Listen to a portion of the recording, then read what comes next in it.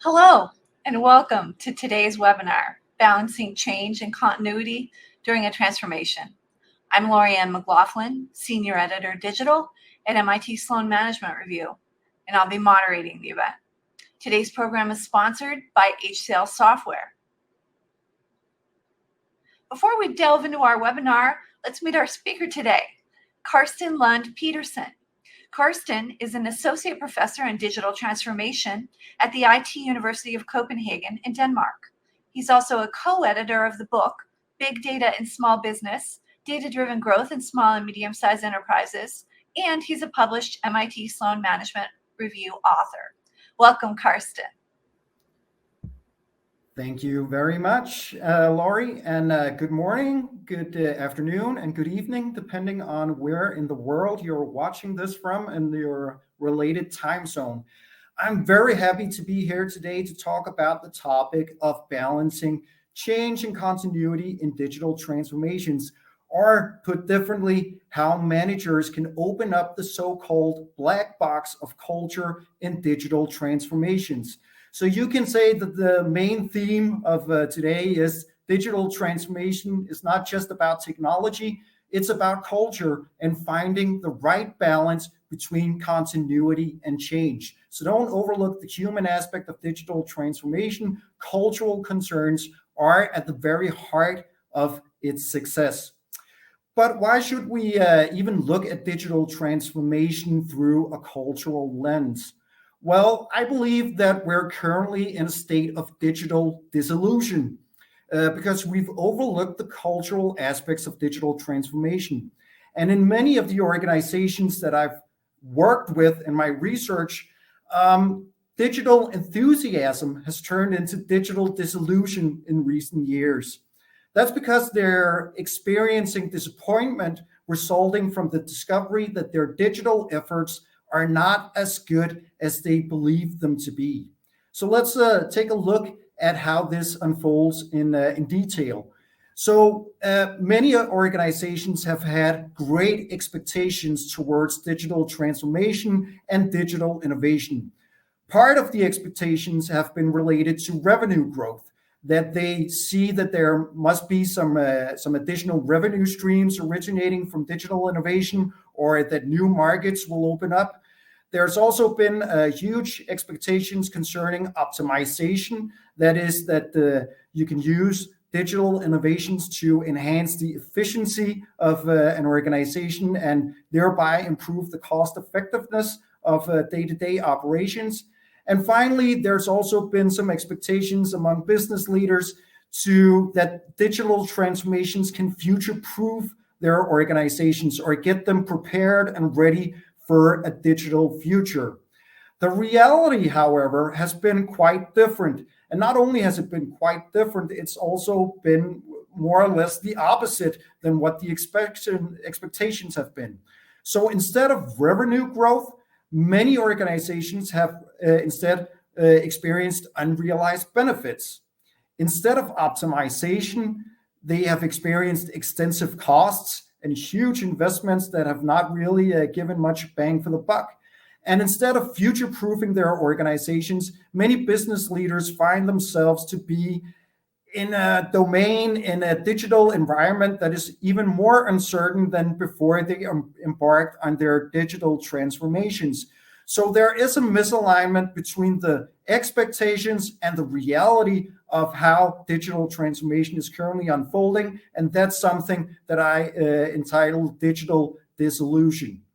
Now, there may be many different reasons why this is so, but one hidden reason, and I would actually say that it's hidden in plain sight, is that many of the cultural barriers of digital transformation are misunderstood and mismanaged. So we need to open up this black box of culture in relation to digital transformation in order to better understand and manage a successful digital transformation.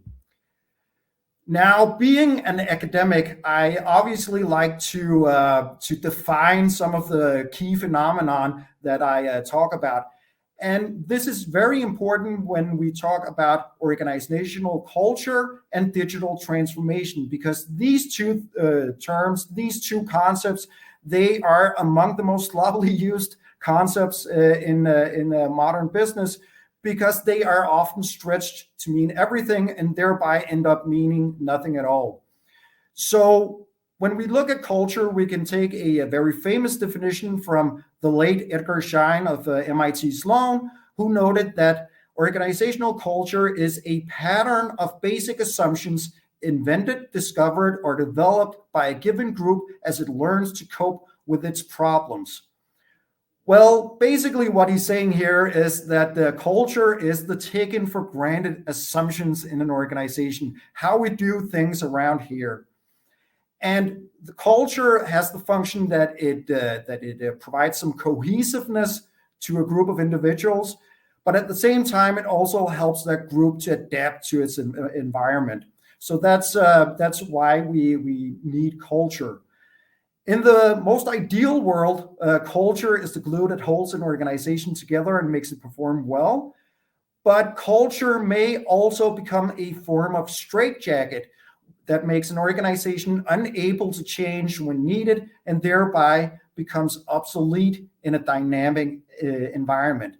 So therefore, I believe that the primary task of leaders should be to effectively manage culture, understanding what the culture is like and how it affects performance, but also instigating change when it is needed. So, I mean, we also have the definition of digital transformation, which is very sloppily utilized in practice as well. And here we have a definition from Gong and Ribieri. And Gong and Ribieri, they conducted a pretty interesting study where they went through 134 definitions of digital transformation, and they differed widely. So they tried to make a unified definition, and they came up with this. It's basically, they say that digital transformation is a fundamental change process enabled by the innovative use of digital technologies, aiming to radically improve an entity or an organization. So basically, it's about fundamental change. We want to improve our organizations, and we make innovative use of digital technologies in order to do so. Now, why is it important to disentangle these two different concepts? Well, it's important for a variety of reasons, but I'll give you two. In a recent survey among 1,700 respondents from 340 organizations in Europe and the US, they expressed that culture was the number one hurdle to digital transformation. So there's simply something there that is hindering us from obtaining success with digital transformation. Moreover, in the pages of MIT Sloan Management Review, we have a law called Westerman's Law from George Westerman, where he stated that technology changes quickly, but organizations change much more slowly. And that's actually a pretty profound statement when you get to think about it, because we know digital innovation accelerates, it advances at an exponential rate. But culture sure doesn't accelerate at an exponential rate. So that also means that organizational culture will always lag behind digital developments.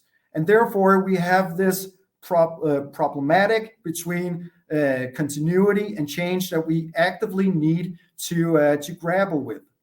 It's also important here to note that culture is to a group what personality or character is to an individual. We can see the behavior that results, but often we cannot see the forces underneath that cause certain kinds of behavior. So it is pretty difficult to actually to look at this in practice, but it's very much needed. Moreover, it should also be stated that culture deals with continuity and digital transformation deals with change. So that's where the two concepts go up against each other. Now, I've spoken quite a bit, but I'd also like to start out with having a small a small poll for you where we have two questions. And we'll take the first question first. How far along is your organization on its digital transformation journey? Is it at the beginning, in the messy middle, past the messy middle, or but not yet mature, or is it mature? And here I'll just give you a few seconds to provide your answers. Of course, what you mean by digital transformation might vary depending on the various organizations. However, the metaphor of a journey presumes that there is a beginning and an end destination that you aspire to reach. Moreover, a very reasonable question can be, why do I call it the messy middle? And that's because I like to say that the energy and motivation level of an organization tends to be U-shaped. So there's a lot of motivation and energy at the very beginning. There's also a lot of energy and motivation towards the end.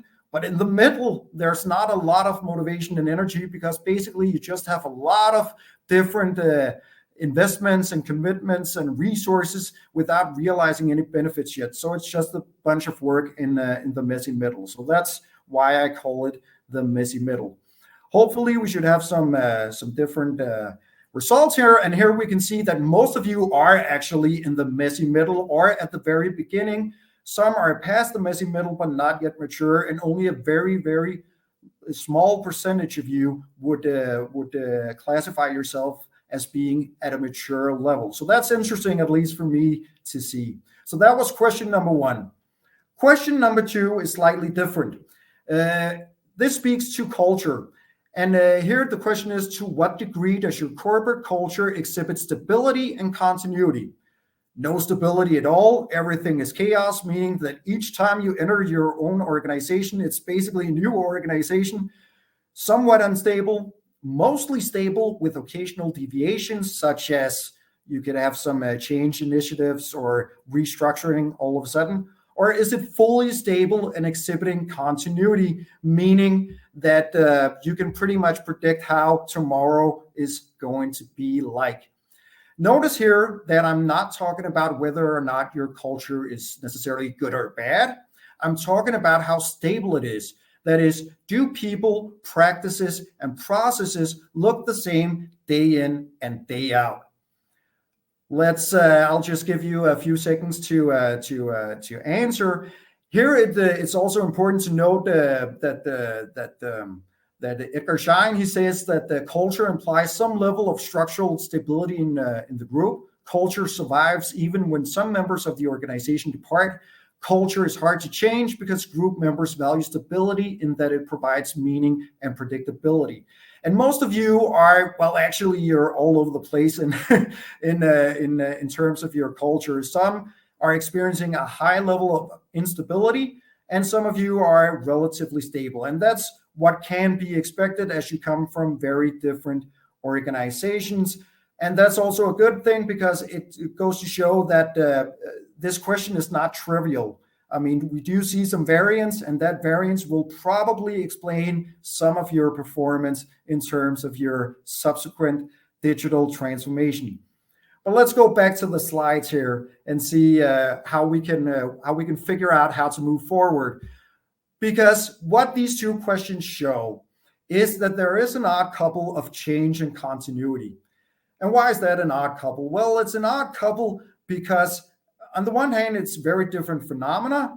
On the other hand, they are very much complementary. You can say that digital transformation without cultural continuity can lead to chaos, while continuity without change results in conservatism.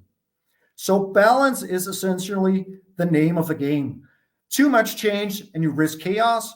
Too little and you fall into conservatism. So cultural continuity can be seen as a form of bridge between your history and your digital future, where you can steer clear of identity crisis. But the problem is that we as human beings, we're hardwired, we're primed to notice change.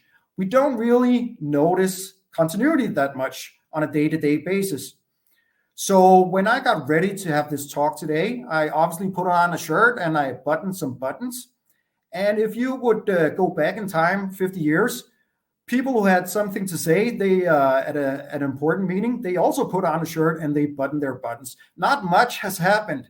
And our entire world is filled with change, but it's also filled with a lot of things that remain stable over time. But we as human beings have an inherent problem in noticing what actually remains stable. We tend to believe that everything is in flux, everything is changing all of the time, but that's simply not true.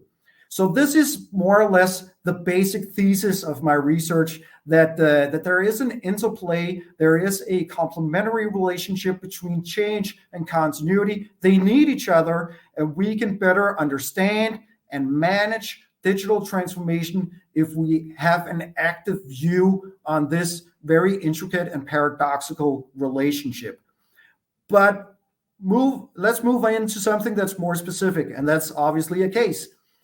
Because if my slides work here, a case in point is an internal dispute at Maersk. Maersk is a Danish organization or a Danish company. It's actually one of the world's largest logistics and maritime businesses. And they had an internal dispute in following their digital transformation that actually turned out to be quite public, and it revealed an internal conflict between change and continuity. Here we had two senior managers at Maersk, and there was an IT executive at Maersk who noted in a technology magazine that Maersk used to be an industrial company that had technology on the side. Now it's a technology company where we have some physical devices that we need to move around. And obviously that's a pretty provocative statement to certain people in that industry. One of which being a sea captain who also happened to be an employee representative at the board of Maersk. And he went on to social media where he posted a small comment on that, stating that I'm very sorry, but I will have to correct you. We are not a tech company who happens to operate ships. Actually, we are over 12,000 seafarers, and around 78% of our revenue actually stems from the maritime business. Now, obviously, the commentators, business commentators and journalists, they had a field trip on this internal dispute because they believed that it revealed a deep inherent conflict at Maersk and in their digital transformation. On the other hand, I take a bit more nuanced picture and analysis of this case, which I hope to be able to persuade you to follow by the end of this webinar, because I believe that they're both right and they're also wrong, but they just come from different viewpoints. And what do I mean by this? Well, in my understanding of digital transformation and culture, we need to view it through two different lenses. First dimension is digital transformation. Do you have less or do you have more? Very rarely will you have zero. There's always something going on in terms of digital transformation. The other dimension is cultural continuity. Do we have a low level of cultural continuity or do we have a high level of cultural continuity? And guess what, guys? You already answered these questions in the two polling questions that we started out with. So you should have a pretty good idea of where you're situated in this matrix. But just to go through them, if you have a low level of digital transformation and a low level of cultural continuity, you have a so-called identity crisis, meaning that digital transformation results in neither cultural change nor continuity. That doesn't mean that you're not experiencing change. You may actually experience quite a bit of change, but it doesn't have to do with digital transformation. It has to do with a lot of different things, other things. If you have a high level of digital transformation, but a low level of cultural continuity, then you have a chaotic identity, meaning that digital transformation changes the culture significantly with little continuity. And vice versa, if you have a high level of cultural continuity, but not a high level of digital transformation, then you have a so-called conservative identity. Your digital transformation reinforces the current culture and leaves little room for cultural change. Finally, and what we should aspire to as managers, is a renewed identity cell, where we have a high level of digital transformation and a high level of cultural continuity. And here, digital transformation entails both elements of cultural change and cultural continuity, which is something that we should aspire to. But what does this actually look like? Well, let's take a small trip by double clicking on the various cells in the matrix. So the first cell is the identity crisis cell, where we don't have a high level of digital transformation nor cultural continuity. So here it's basically unclear both to stakeholders and to yourselves who you are as an organization. And here I would actually place the recent turmoil that Twitter or X has been in since the acquisition by Elon Musk. Now, they've obviously went through a lot of change, but I would argue that that change doesn't, at least currently, have a lot to do with digital transformation as such. Rather, it has something to do with a change of management practices and also a change of in restructuring the organization. So there's not a lot of cultural continuity and not a lot of actual digital transformation either. That may come along the way, but for now, I would actually argue that it's an identity crisis that they're in. And I mean, certain startups are also fitting into this category because they're not old enough to have any cultural continuity, but they haven't invested many resources in digital transformation either. So that's some of the organizations we can see in the identity crisis cell. Moving on to the chaotic identity. That's when everything is changing. So you have a lot of digital transformation that is changing the organization, and thereby you don't have a lot of cultural continuity. So here I would place Facebook and how they suddenly, overnight, basically morphed into Meta in the pursuance of the theoretical metaverse. So it's definitely a digital transformation, but also it's a sudden shift for a workforce of 68,000 people to not be a Facebook anymore, but to suddenly be Meta. And if you read this article by the New York Times, you can also see that many of the organizational members had to reapply for a completely different division in the new Meta organization. So there was a lot of internal disruption concerning this sprinted transformation. Moving on, we have the conservative identity. And that's where you have a lot of cultural continuity, but not a lot of digital transformation, or at least not a sufficient level of digital transformation. And here we can use Nokia, which is the prime example of a conservative identity when you don't change at a sufficient level. And when the iPhone emerged, Venyoki, who used to be a chief strategist at Nokia, stated that Apple has attracted much attention at first, but they have still remained a niche manufacturer. That will be the case for its mobile phones as well. And I guess that's a reasonable assumption at the time, but of course, that's a working hypothesis that you need to update along the way as you gather more information, as you gather additional sales data in order to see what's going on. That didn't really happen. And that led to the decline and fall of Nokia. And actually, at a press conference, Stephen Elop, the Nokia CEO, ended his speech by saying, "We didn't do anything wrong, but somehow we lost." I think that's an amazing quote, because that quote only makes sense if you view it from a cultural lens. It's because you abide by the taken for granted assumptions of what got you success in the first place that can make you say, we didn't do anything wrong, but somehow we lost. He was not able to break free from the straitjacket that culture can also be. So that is the management task. And that's something that's very interesting, I find, in this particular case. Also, within the financial sector, many organizations are faced with potentially disruptive technologies. However, it is also a very conservative industry with a lot of compliance requirements, which in my opinion, makes it quite close to being a conservative identity. Finally, we can have the renewed identity, which is when we change our organization and parts of our culture, but we do so gradually and we do so thoughtfully.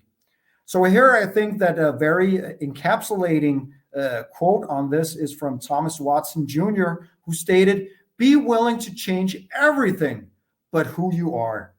I think that really addresses the key message that you need to change. Of course, you need to undergo a digital transformation, but you should do so within the frame, within the point of departure of your existing culture. That makes it so much easier to move ahead. And yes, it might be a slower path, but I would argue that it's a more sustainable path down the road. And I know that IBM is, of course, not the poster child of innovation that it used to be, but I would still argue that IBM should definitely be a poster child for corporate longevity. I mean, they've been around for many, many years. They will likely be around for many years to come as well. And that's something that is definitely unique, especially in the tech world. So I think that that's something that we can draw on inspiration from. Another organization, which I would argue is in the renewed identity cell, is Netflix. They underwent some digital transformation when they changed from being a online DVD rental company to becoming a entertainment streaming organization. And while that doesn't seem like so much of a stretch on paper, technologically speaking, it's actually quite different capabilities that are needed. So they did do some digital changes in that respect. What they didn't change, however, was their culture. And a few years ago, there was a slide deck on Netflix's culture that went viral, proclaiming some of their core values and how they saw themselves and saw their taking for granted assumptions. And it highlighted a performance-driven culture and also transparency, autonomy, freedom, and responsibility, among other issues. And I think that's something that they stay true to in this day and age. If we look at other tech companies, such as Google, for instance, they've obviously need to continuously transform themselves to a changing digital landscape by focusing on generative AI or focusing on self-driving cars, for instance, which is a bit of a move away from search. But at the same time, they have remained pretty true to their original Google culture and their original Google DNA, in my opinion. So that's also an example of an organization that has this interplay between change and continuity. So in revisiting the Maersk dispute, how can we make sense of it? Well, I would actually argue that the IT executive that I started out with belongs to the chaotic identity cell. He just wants a lot of digital transformation, but perhaps doesn't care too much about cultural continuity. The sea captain, on the other hand, wants to maintain its cultural continuity at Maersk, but doesn't care too much about digital transformation. But of course, individuals are not the appropriate level for this matrix. It is organizations.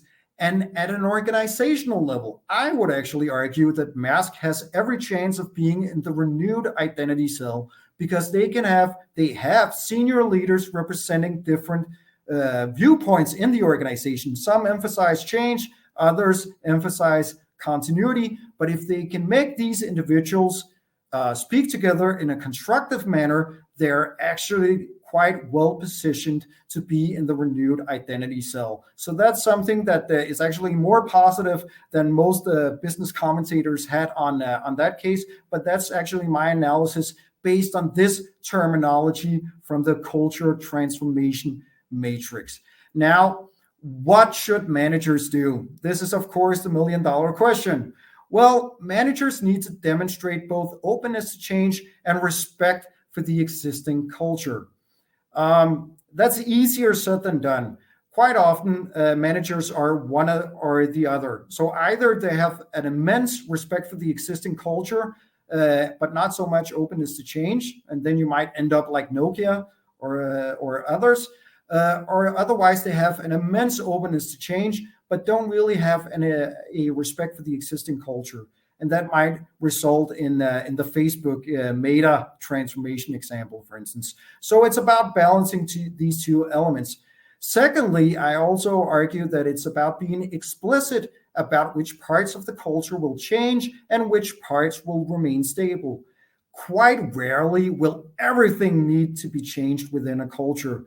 Most often, you might have certain aspects that would be beneficial to change, and then you have a substantial amount of the existing culture which is actually functioning quite well. So being explicit about that and being transparent about that and having an ongoing discussion with your employees about these cultural issues will create some transparency and also help the employees take ownership of the future cultural direction of the digital transformation. So I think that's part of something that's currently overlooked.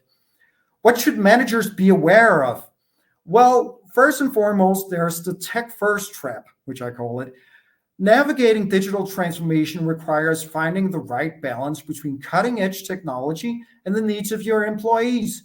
Don't overlook their concerns and preferences, as their engagement is essential to success. So basically, navigate the human aspect of digital transformation thoughtfully. It's not just about machines and algorithms. Try to think them in first. Secondly, we have the continuity paradox. Amidst the winds of change, remember the vital essence of your organization's culture. Focusing solely on transformation can obscure the values that make your organization unique, race ahead while honoring your heritage. And that's the main theme of this presentation, actually. Finally, we can have the pitfall of digital denial. Past triumphs don't guarantee future success. Complacency blinds you to the need for change in the digital era. Stagnation awaits those who rest on laurels instead of embracing digital innovation. So here we can place Nokia. We can also place Blockbuster or Kodak or some of the very well-known examples. I would even argue that with the emergence of generative AI, I've heard so many executives downplaying this aspect, and I'm thinking to myself, you are running the risk of being in digital denial, and you might be up for a surprise in a year or five, and in how revolutionary it might turn out to make your industry. I would also argue that it's important for managers to think a bit about their own role in these cultural and digital transformations. So in my understanding of management, we can have three different archetypes of managers. We can have the historians, we can have the executors, and we can have the futurists. The historians focus very much on the past. They bring the benefit that they might secure continuity in the organization, but they also have the related danger that they might create conservatism. The executors, on the other hand, focus very much on the present, and they have the benefit that they can secure results, at least in the short term. But they run the risk or the danger of creating myopia because they don't really look to the past or the future. The futurists, on the other hand, are all about the future, as their name implies. They bring the benefit that they can secure change to an organization, but they also run the risk of creating chaos because they don't focus too much on the past of the organization. And of course, these are archetypes, so it might not fit 100% to everything that you're doing, but I would still argue that most managers tend to gravitate towards one of the three most of the time. So be aware of which type you are, its benefits, but also the potential dangers. So basically, I hope you found the presentation interesting and relevant for your work. There's much more details to the research available in the MIT Sloan Management Review article entitled Cracking the Culture Code for Successful Digital Transformation, on which this presentation was based. It should be available to download. I wish you the best of luck in your efforts to balance change and continuity. And just to part ways with in a more telling tone, I think that in the world of digital transformation, your corporate culture is your compass to sustainable renewal. So that's something that you should definitely take away from this presentation. And with that, I guess it's time for Q&A, Laurie. So Karsten, we were just talking about those three roles: historian, executor, and futurist. What can a manager do if they feel stuck in one of those three roles? In other words, perhaps they've been cast in that role by their organization and they want to evolve their role. Excellent question, and definitely very relevant. I mean, there is definitely a danger of being trapped in a single role. And of course, you can always try to do some mental role playing and ask yourself, what would a futurist ask about or say about the future if you are an executor, for instance? But I think the most important task is that you make sure that your management team represents these three different types, so that you have an executor on your team, you have a futurist, or you have a historian, and that you can have this constructive dialogue and conversation within your organization, because it is also a lot to ask of individual managers to travel back and forth in time, and I don't think that that's completely realistic either. So I think, as many things here in life, having diversity, having cognitive diversity is very important, and it will, we know this from research, result in much better decisions if you're actually able and capable of doing that in practice when you make your decisions in relation to digital transformation. I think that's a great point about having that diversity around the table. It definitely brings better texture to decision making.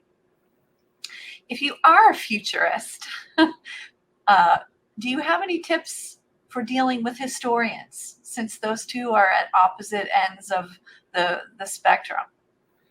Yeah, again, it's a very relevant question, because you can almost see the great conflicts that are looming, and especially which was also illustrated in the Maersk case to a certain extent. And I think that both individuals, both the historian and the futurist, will probably need to have an understanding of their own roles and the roles of their management team or the dominant culture in the organization. I think it's quite difficult to change individuals. I don't think that that's an aim either. I think that we all can bring something very valuable to the table, but I think it's about understanding, who am I myself, which archetype am I, and which archetypes do I surround myself with. And it's actually a good thing that we have a certain amount of difference, as long as we respect those differences. Because if I value your perspective, if I value that you perhaps are more backward looking, and if I can see that there is some benefits to that challenge my own mindset, then it should, all other things being equal, lead to a more constructive conversations. I think that many of the conflicts that we see is that people simply don't understand where people are coming from, cognitively speaking. I mean, some very much draw inspiration from the history, and there's a reason for that. It's not that people are conservative as such, but it's because there are some elements that are quite important for them to carry on through. Moreover, there's also you can be casted into a certain type, right? So many times organizations cast a new CEO to make a turnaround, for instance, and that often leads to somebody from the outside who has perhaps been casted in a futurist role, and that happened at Maersk as well. The chairman of the board, Jim Hagemann-Snabe, came from SAP. He was definitely a digital first, and he was casted as a futurist to make a digital transformation for Maersk. And that could have ended horribly if he didn't also have great openness and respect for the existing culture. And there I actually find many of the truths behind why these digital transformation efforts end up in ruins. It's because they don't have this understanding of the role that they're actually being casted in, and how that plays together with the dominant culture in an organization. So I have an understanding of the underlying assumptions and why you see the world as you do. Great. All right. So Cecilia, one of our viewers today, writes in with a very practical question, which is, how do you handle a team when you know you have the three roles, you have that diversity around the table, but they're pushing against each other and competing and all insisting that their perspective is correct? Yeah, and here the answer is actually quite problematic, because the answer has to do with the underlying assumptions, the underlying culture of the organization, right? So you need to understand what are the basic assumptions. Why do these people compete for their perspectives? And it could be that you have an incentive system, you have a heritage in your organization for actually having mutual competition. You're incentivized more on an individual level, perhaps more so than on obtaining team objectives. And that might be a huge issue, a huge barrier for getting this constructive dialogue going. Other than that, we know that there are well-proven and very low practical approaches that you can take on this. One of the buzzwords of today is psychological safety, and how you create a safe space for expressing the different viewpoints. And you can also even be very explicit about these three different roles and where you're coming from. You can enter a meeting and you can have a small badge saying, I'm a futurist, I'm an executor, I'm a historian, because then it takes the form of a type of role play. And so much of these, part of the problem is that we tend to identify very much with this criticism. So if people are very highly critical of my arguments, I take it to heart, and then it gets a bit personal.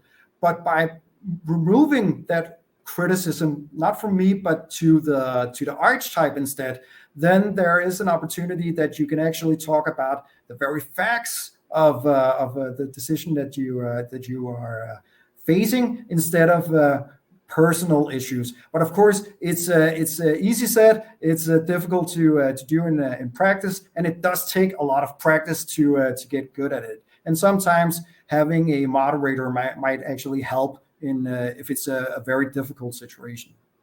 I think that's a really interesting suggestion, being open with your colleagues about which of the archetypes you are. I've seen that work with personality type as well, when you understand each other's personality types. Okay, let's change direction a little bit. Another viewer asks, what if your leaders have fallen into that tech first trap? And this is pretty common. People above you in the organization are in that very tech first mindset. Can you share some advice on how to deal with that reality? Yeah, well, I mean, you can. It's definitely difficult, because if they've already fallen into the trap, then you're pretty much stuck in that trap, and you're down in a hole, and you need to dig yourselves up. You can make managers aware of this problem, but what we see over and over again is that there's a triple iron law of digital projects, right? They tend to be over time, over budget, under benefits, over and over again. And part of this this problem is that they fall into these kinds of traps. And once you're actually falling into the trap, there's not a lot you can do other than making certain people aware of these issues, and then trying to make the best out of a bad situation. What you should do is, before you initiate many of these projects, you might be putting on your badge with a futurist aspect or a historian and say, okay, I'm a historian. And when we look back, we can see that we've had a lot of failed digital innovation projects. Why did we have those failed digital innovation projects? Well, it's because we tend as an organization to fall into these tech first traps. So let's try to preempt this by actually putting humans, employees first, and actually considering how this might improve the employee experience or the existing workflows in the organization and the existing culture. That's one way of actively utilizing the three roles in order to make in order to preempt the risk that you fall into this tech first trap. But once you're in the trap, you have some problems looming ahead, and there it's very much about firefighting. You need to fight fires and put out the fire the best as you can. But make decision makers aware of this ahead of time. That's my best suggestion. Great. Make that label work for you if you're a historian or a futurist. Another viewer asks, you gave the example of Maersk. Does the example of Uber also present an interesting example of identity crisis? And what insights can we glean from what they're going through right now? Yeah, so I mean, Uber is definitely an interesting organization. They've had a multitude of crises. Let's put it like that. I think that a few years back, they definitely had a so-called identity crisis. They were in the middle of a bunch of different scandals, and something had to be done. It didn't really had so much to do with digital transformation as such, but something needed to be done. You needed to make active changes to a so-called rotten culture, because it was a rotten culture. So they had to let go of some of the leading managers at Uber, and also to change a few work practices.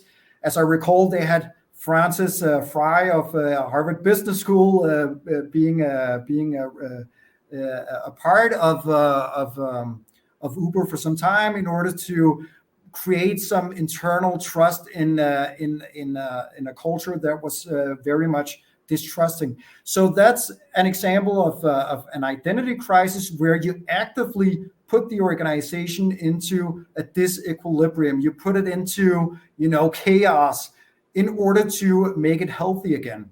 But that's very difficult to do. But in Uber's example, that was needed. They could not succeed with the existing culture in order for them to justify their business, I would actually argue. So, of course, this isn't something that's being changed overnight. It's a long, hard stretch.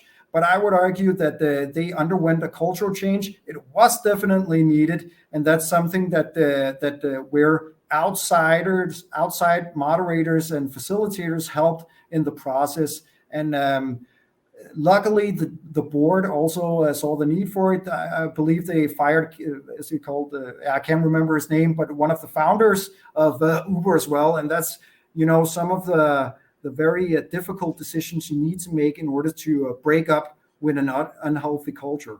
Yeah. Yeah, I would agree that Uber's culture story is definitely still evolving. So there will be more chapters written in that particular case study for sure. Another viewer, Marcia, has a good question, and I know you have a data focus, Karsten. She asks, how do you measure the culture so that you know which part needs to be changed? And then how do you communicate those changes? So do you have any suggestions on metrics or techniques for measuring aspects of your culture? Yeah, this is a very classical question. It's also a very relevant question. I mean, so it's twofold, the answer, I would say. On the one hand, we can take a quantitative approach. And here there are a bunch of established survey scales that we can draw upon in the literature. And we also have, or MIT Sloan actually has the very unique tool developed by Donald Sull on I believe it's called Culture 500. Culture 500. which tries to quantify different cultures. And I actually think that it's some very interesting takeaways that originate from this. I also saw you had an article on the nursing crisis in this respect on MIT Sloan. So there are well-established metrics that you can draw upon for the quantitative approach. For the qualitative approach, it's a bit more difficult, but it's perhaps also a bit more giving in a sense. Because here we have the work of Edgar Schein, and he likes to view culture as an iceberg. You have some artifacts at the top of the iceberg, and that's what's visible. Underneath them, underneath the water, underneath the surface, you have the espoused values. And at the very bottom, you have the taken for granted assumptions.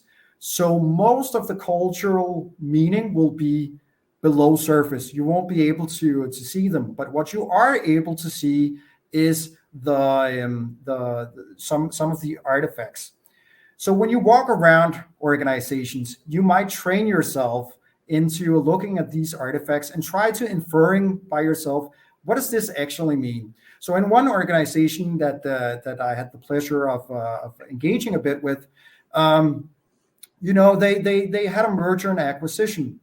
And at one thing that we could notice was that the organization that purchased the firm, the employees there all had their own offices.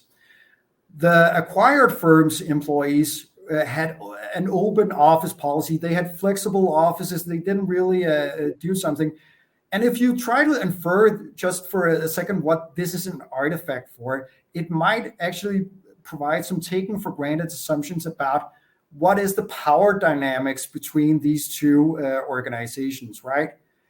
So I would actually also try to encourage managers and leaders not only to focus on the quantitative, for which we have some very solid measures to try to ungrapple these cultural issues, but also try to look at, okay, what are the visible artifacts and what taken for granted assumptions do they reflect? So in the example, we had a few questions back on these different types and how they disagree with each other. That was also an example of an artifact and how I inferred that perhaps there were some underlying assumptions concerning, incentive structure, and perhaps it's very much individualistic culture taking place. So these are some of the things that you may try to practice a bit when you look at your own organization. And I mean, the best answer I can give in terms of communication is, over communicate. Be explicit about culture, take it seriously. Just taking these issues serious is an immense improvement in terms of what we see in organizations. So, you can almost not say anything wrong if you show some respect for the existing culture, and if you also explicitly address what might need to change and what might not need to change. But try to show some respect for the existing culture and try to work within the existing cultural frame of the organization. That leads nicely into my next question, which is, can you suggest any particular language or behaviors that would help a manager demonstrate that respect for the past as you try to strike this balance? Yeah, I think that you're definitely right that that actions talk aloud, and also using the right words and framing also does an immense does matter quite a bit. I think the problem with many digital transformations is that they use the language of change management, in particular phrases such as burning platform. What does burning platform mean? Well, it basically means that you should leave behind everything that has existed up until this point. And I think that's a very dangerous language to use. I think as long as you're explicit about what will always remain the same and what will necessarily need to change, and you actually are very explicit about showing some respect for the individuals, putting the people first and not the tech first, I think you're actually quite far ahead in terms of securing the organizational support for digital transformation. And I mean, just a very low practical example. I think it's always good when we see CEOs of companies go into the front lines of their organization, perhaps have a frontline Friday where they're actually out in the open. They can get approached by individuals at the ground floor if they have any questions or if they have any inputs. There used to be a program running called Undercover Boss, where CEOs went undercover in their own organizations. And besides the fact that they often received a lot of insights that they didn't have on their own organizations, I also believe that it's quite important for employees to see their executives on a pretty regular basis. I know, of course, if you have 68,000 employees, it's quite difficult to do. But even Mark Zuckerberg didn't have a corner office. So, I mean, if he can do it, most people can probably find the time to be a bit more visible in the day-to-day operations of an organization. I think that's a really interesting point about the language of change management, because as leaders, we do work on that vocabulary of change management quite a bit. But if you're trying to make that link to continuity, the change management vocabulary could backfire on you. So I think that's a really interesting point. Okay, we have time for a couple more quick questions. Going back to the data side of things, Mark asks, are there any specific benchmarks you would use to measure the success of the cultural transformation? In other words, when you're pretty far down the road and you think you've made some headway, how do you measure that success? Yeah, I think one metric that you can use, which is already being deployed in many organizations, and this is also a way of, don't reinvent the wheel too much. I mean, that's employee satisfaction. I mean, you can be damn sure that if people are dissatisfied, they'll also show it in various employee satisfaction surveys. On the other hand, we also know from research that there is a spillover from employee satisfaction to customer satisfaction, actually. So you are actually able to view both sides of the coin. But I mean, employee satisfaction is definitely would be my go-to, and also indirectly it should show itself in customer satisfaction and financial results as well. Great, and that's a metric that, as you know, people are already using, so you don't have to reinvent the wheel. Karsten, thank you so much for sharing all your insights today. I really appreciate having you here, and I want to thank our audience. You asked some great questions today. Thank you also to our sponsor, HCL Software. Thank you so much for joining us, everyone. Thank you so much. Thanks, Karsten.